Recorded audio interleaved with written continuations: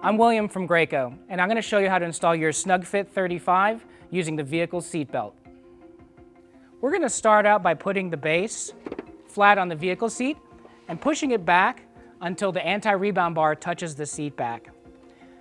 Check to make sure the seat is level by looking at the indicator. If it's not, you can adjust the recline until it is. Pull out your vehicle seat belt and route it up through the belt path, across the base, and down the other side. Now you can click it into the buckle. Take out any slack and make sure that the belts aren't twisted. Then you want to pull the shoulder belt all the way out and let it back in slowly. If you hear it clicking, it means that the belt is locked, and that's important for a good installation. To tighten the base, I like to grab the shoulder strap here in the middle, and then with my other hand, push down and into the vehicle seat. Now you can feed the excess strap back into the vehicle. To make sure that the seat is tight, move it side to side and front to back. If it moves less than an inch where the belt crosses the base, you have a good installation.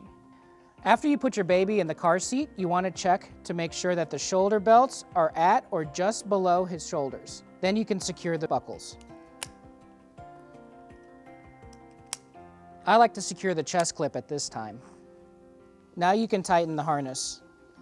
Always make sure that the chest clip is at armpit level and you can't pinch any material on the harnesses. That's how you know that it's snug.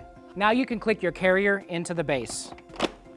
Lift up on the carrier to make sure that it's properly secured, and always double check your level indicator to make sure that the seat is still level.